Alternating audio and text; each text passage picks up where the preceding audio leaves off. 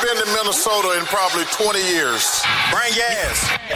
Welcome to Flagrant Howls, a Minnesota Timberwolves lifestyle podcast. Okay, kind of a buzzkill game last night. Celtics, Walton, shorthanded. Just threes. Just launching 57 threes. The Rockets from 5 years ago, right? They've taken what the Rockets... Well, Mike D'Antoni has had a couple different... It was the Suns like Correct. 20 years ago. Correct. And then it was the Rockets with Daryl Morey. And the Celtics have taken all of that groundwork that was laid by Daryl Morey and Mike D'Antoni, et cetera, and have just 10x'd it. So we'll talk about that. We'll get to some Feedback Friday stuff here. It's Flagrant Howls, the sports dad, Phil Mackey, Declan over here. Federated Insurance helping to power this episode of Flagrant Howls and helping business owners stay focused on growing your business while they stay focused on safety and preventing claims and risk management. Let the team at Federated help support your business. Federatedinsurance.com to find out more. Whether you're an in-state business owner or outstate, they are a nationwide company now and a friend of the Wolves. Federated Mutual Insurance Company, where it's our business to protect yours. Also, Bricksworth, a couple blocks away from Target Center. Great spot in the North Loop to pregame, to postgame, even if it's an away game. Go in there with some friends and belly up. Eat some of the best dry rub wings that you're going to find in the Twin Cities. Some of the best Detroit-style pizza. Drink the signature Nasreed Hazy IPA. Super walkable to Target Center. You can even park for cheaper and then just walk over to Target Center. They also have a sprawling patio when the weather is a little bit warmer than it is today. But yeah, Bricksworth in the North Loop and then the OG location in Burnsville as well. So I'm trying to decide if I want to start you guys off with this Anthony Edwards related. Let's save this for the second part here. There's an Anthony Edwards thing. I would love your general thoughts off last night's game. The Celtics come in. You got Charles Barkley clowning the Wolves on national TV. We're back. We're back, baby. Yeah, he's not been a fan since the trade of... It was the Gobert trade that he kind of started clowning 3 years ago. But if I would have told you, hey, okay, the Timberwolves, they're going to play the Celtics, and the Celtics are going to be shorthanded. Jaylen Brown's not going to play. Porzingis has been out. But the Wolves are going to go 21 of 39 from three themselves. They're going to shoot 54% from three, and they're going to go 20 of 22 from the free throw line in a game in which the Celtics only shoot 6 free throws the entire time. Do they win or lose? See, how would they lose that game? Right. And of course they did, 118 to 150. So box score wise, it seems like it was almost statistically impossible to lose, and yet they did lose.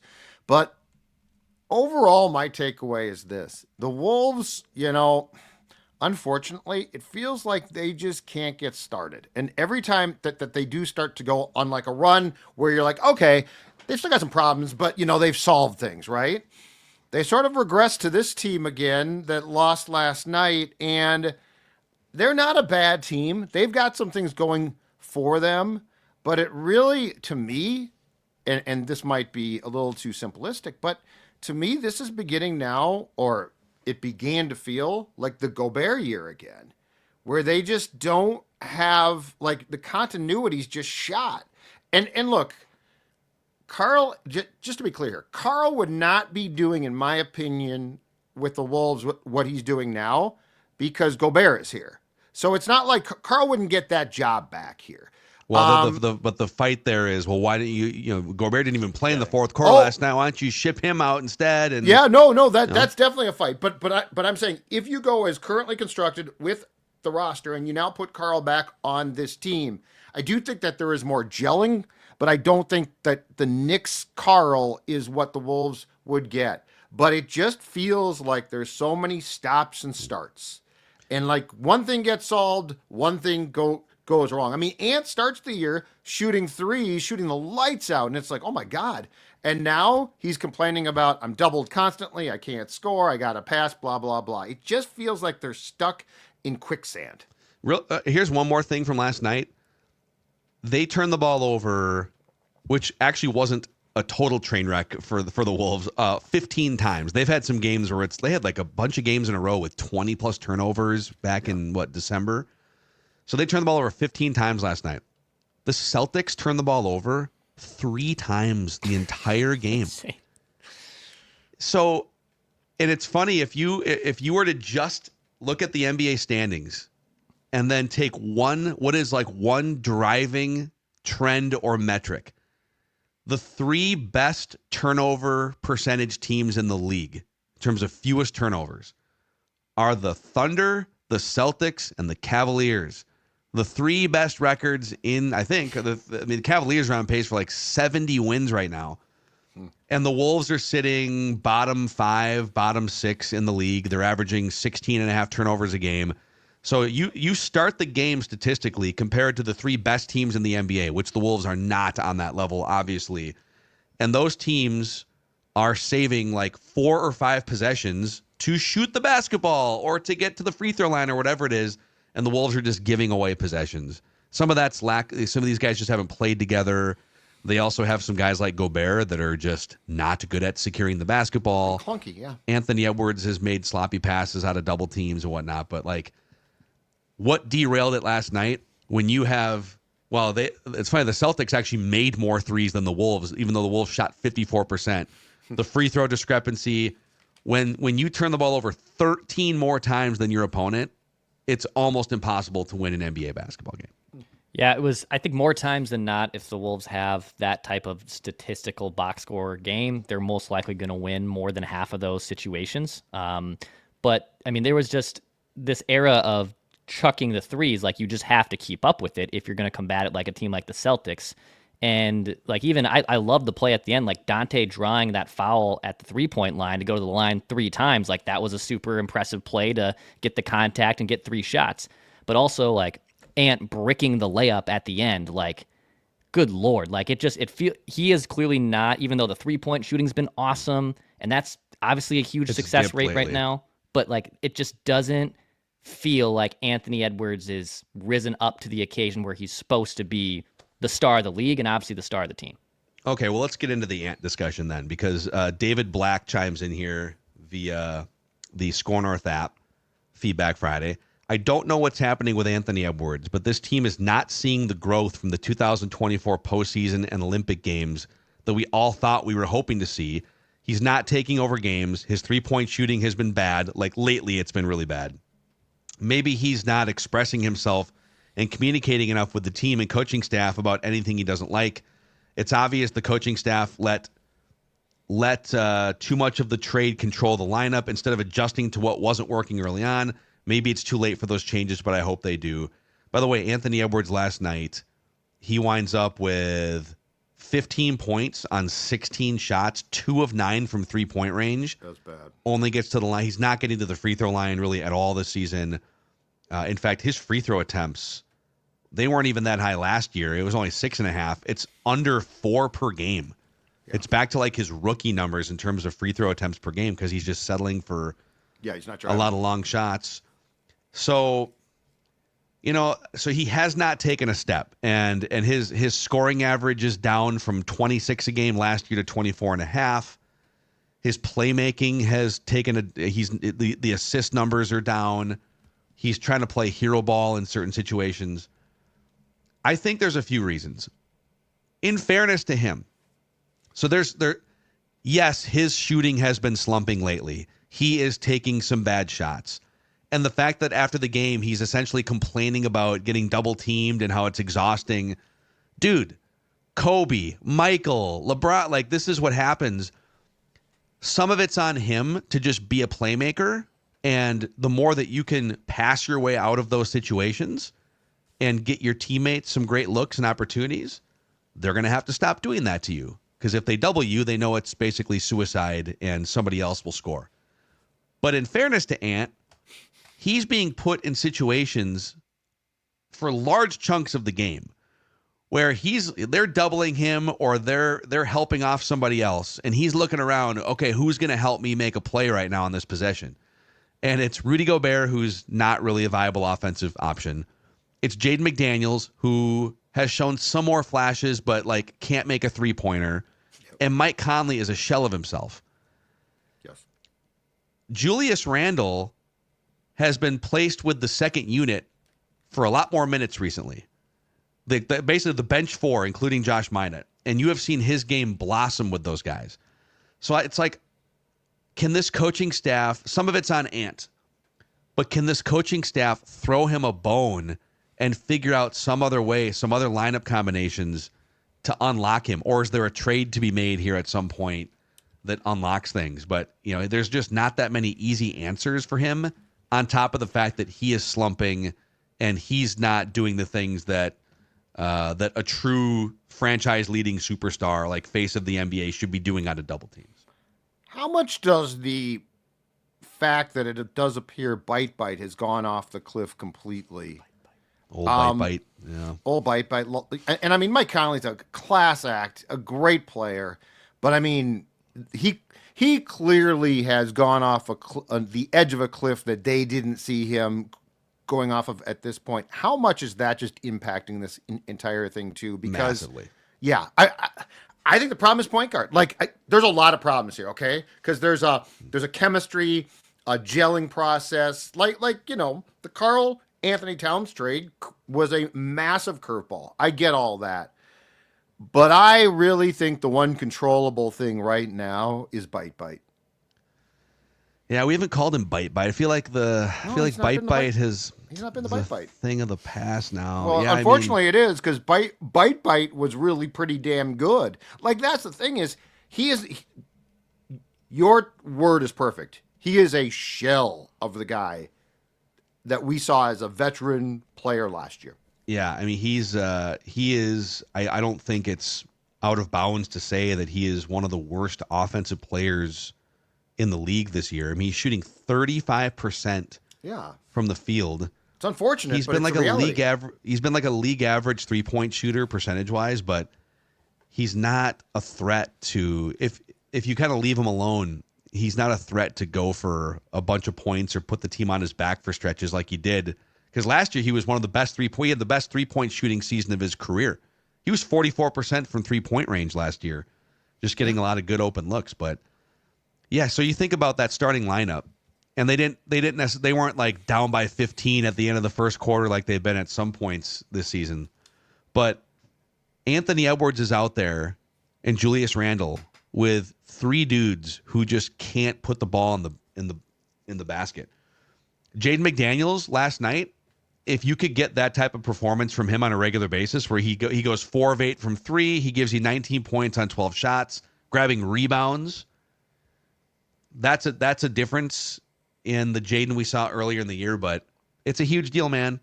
Some of it's on Ant, and some of it's just the coaches continue to run out the same lineup combinations for him. Right. Julius kind of got the bailout. Julius is like, this is great. I get to be out here we're stretching the floor. This is amazing. I'm out here with Naz Reid and DiVincenzo. Josh Minott gives you 10, 11 minutes a night now. So what would you, if you could do this right now, go into Chris Finch and say, here's who should start with Ant. What's your current construction? I don't know, dude. Like, Jaden McDaniels for 35 minutes a night seems overkill. And I know that he's like the last night's version was the best version, the guy who's rebounding, knocking down threes.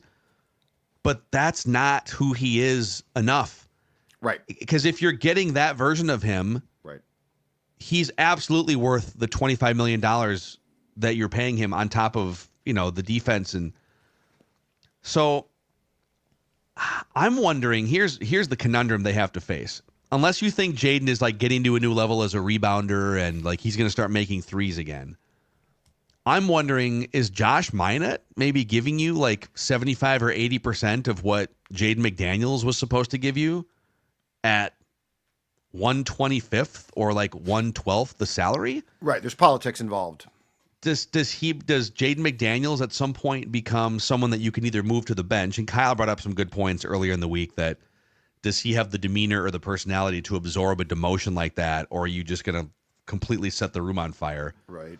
or is he a piece that you could move as a trade chip, or are you going to be selling for 50 cents on the dollar? But part of the issue is, even with some of the improvement lately, the Wolves are 13 points better per 100 possessions when he's off the court versus on the court. Like, they are better. And by the way, the Mike Conley it's not quite as bad, but like Mike Conley, they're better with Mike Conley on the bench. Yes. They're actually better with Rudy Gobert on the bench this season, which is a far cry from last year too.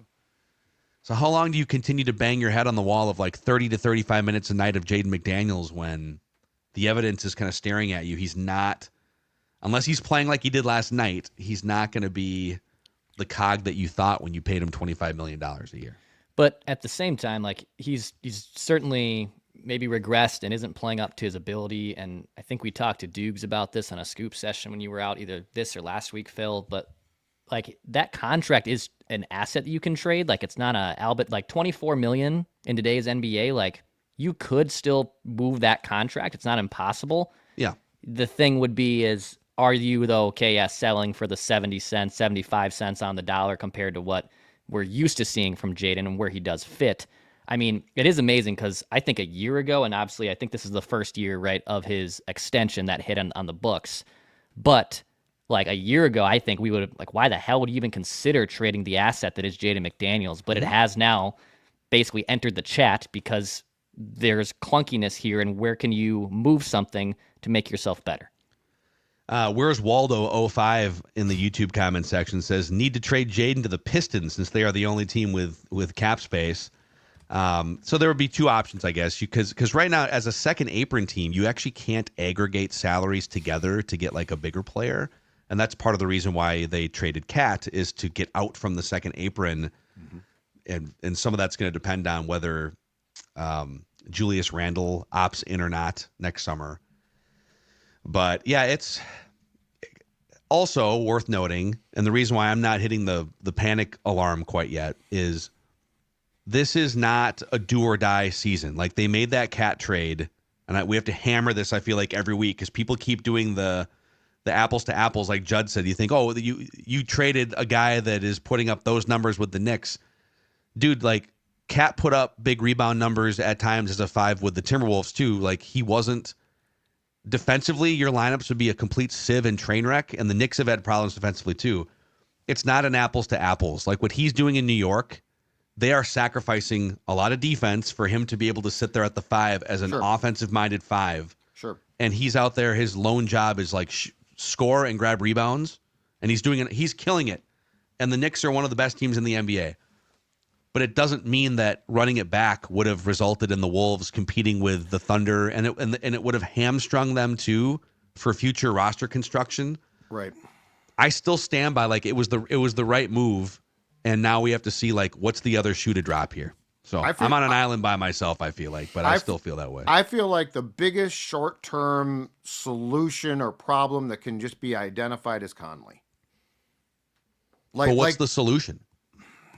What's the solution? I mean, you can say, well, Dillingham. Yeah, should play more minutes. No, he can't. Well, he probably should play more minutes, but like, it doesn't mean he's going to automatically click and be better.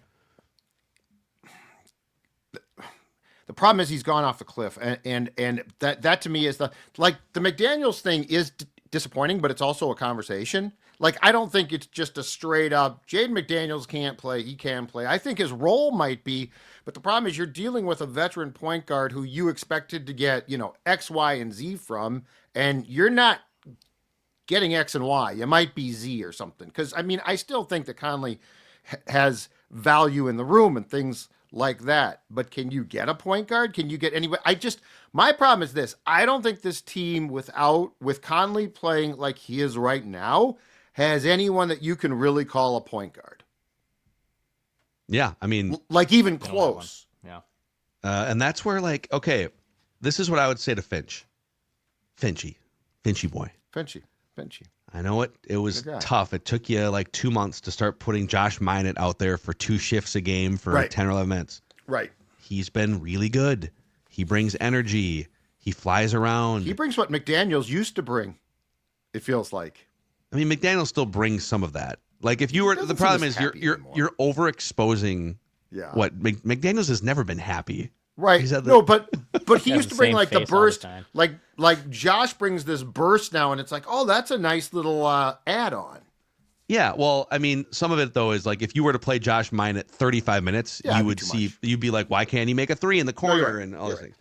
But you're giving 11 minutes to Josh Mine and it took a minute, but it's working well and he's gelling, and now that he's building some chemistry, if you were to give Dillingham, and Dillingham's been actually listed on he's had like an ankle thing, so some of it's injury related. But would he if you cut into Conley's minutes a little bit, make it a 10-man rotation, but you got to give him time. Like you have to give him time to play through some of the potential speed bumps. Finchie doesn't have the patience. Most coaches clearly don't, I guess. Yeah, you're right. So, but if everyone were to just accept the fact that, hey, listen, we're not winning a championship this year. This is about building something for 2025, 26, 27. I know people are always going to wonder, like, what would have been if you would have run it back with Cat?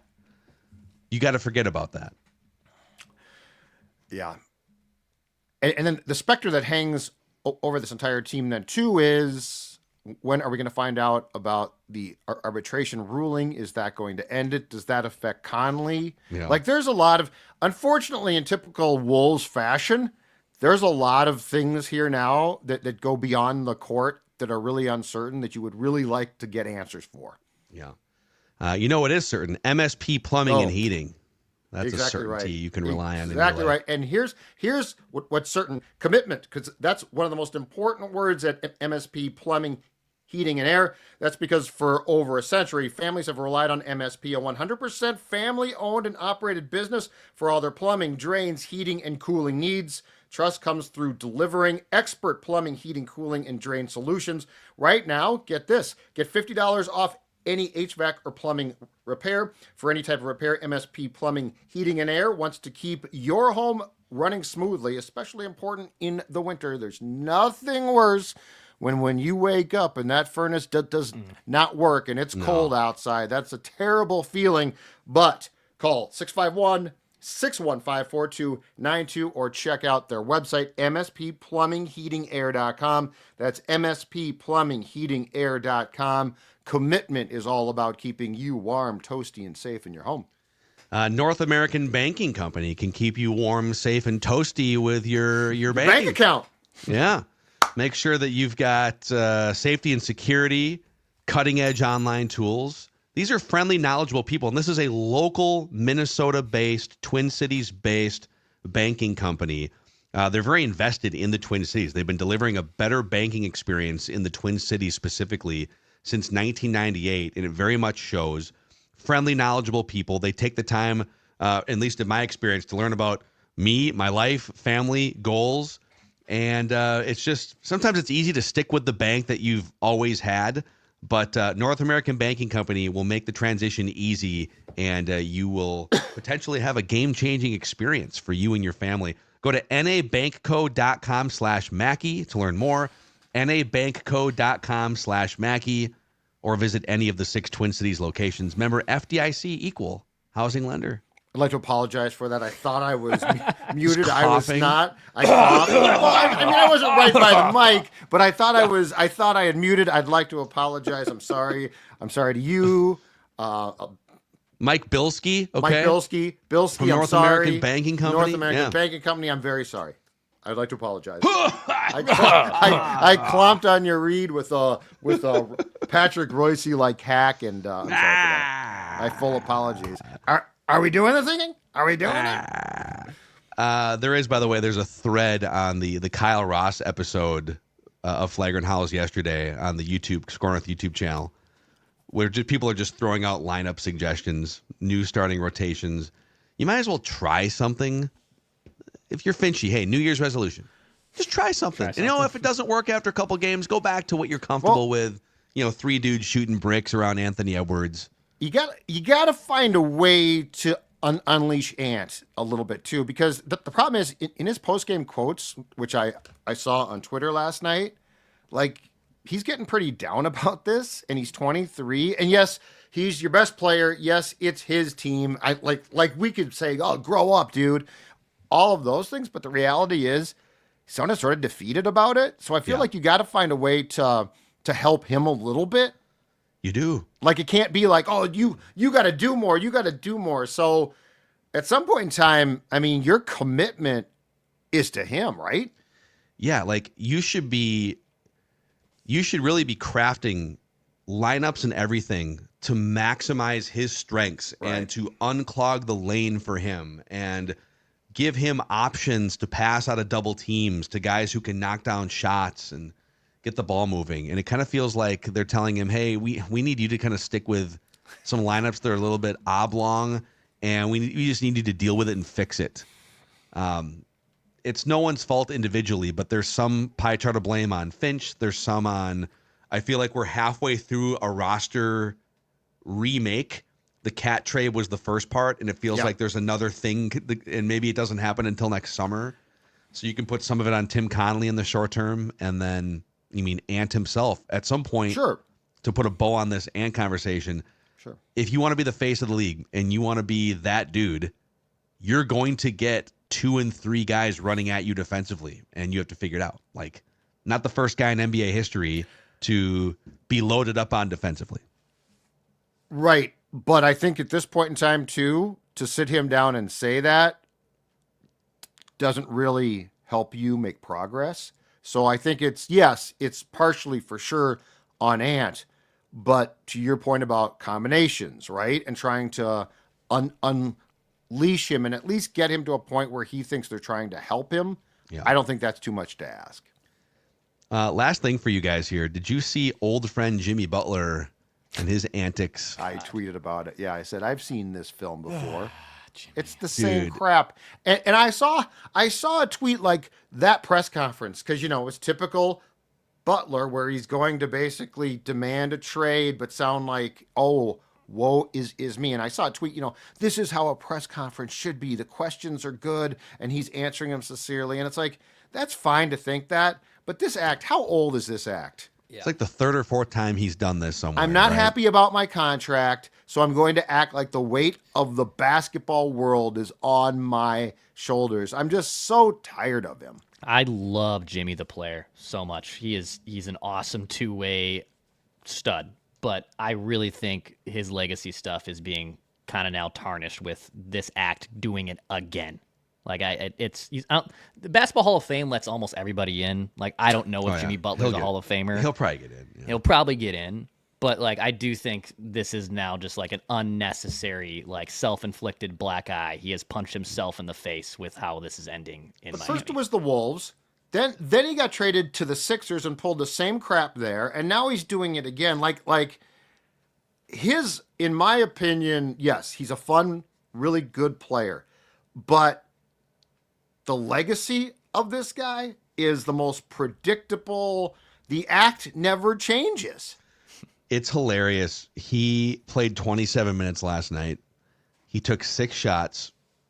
By all accounts, I didn't watch. I saw some clips, but didn't watch the totality of the game. But the Miami Heat reporters were saying he was just casting himself off in the corner and not participating in any of the off-ball movements.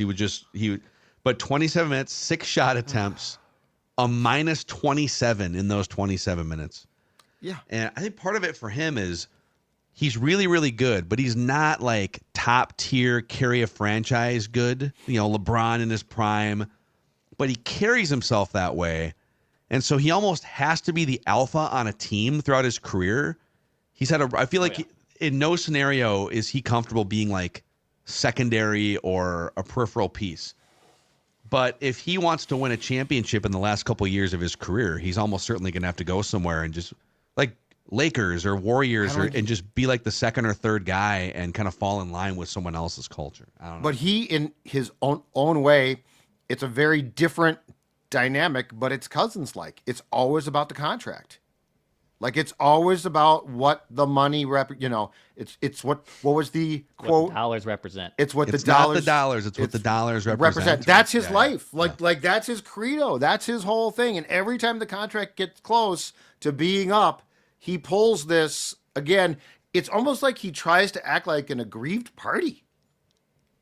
Yeah, it's man, it's now it's the Heat's problem, and it's a weird standoff in the middle of the season, and you got Pat Riley had to issue a statement a couple weeks back, and you got like Shams and the agent are fighting publicly over some of the details. So it's kind of crazy. Hopefully, Anthony Edwards doesn't turn into this at some point. Get that man some shooters. Get that man some floor spacing. He got his money. For now. Well, there's another one coming in a few years. So, all right, Flagrant Howls. Click that subscribe button and the like button on the Score North YouTube channel. This is turning into Wolves therapy more than anything else here on Flagrant Howls, a Timberwolves lifestyle podcast.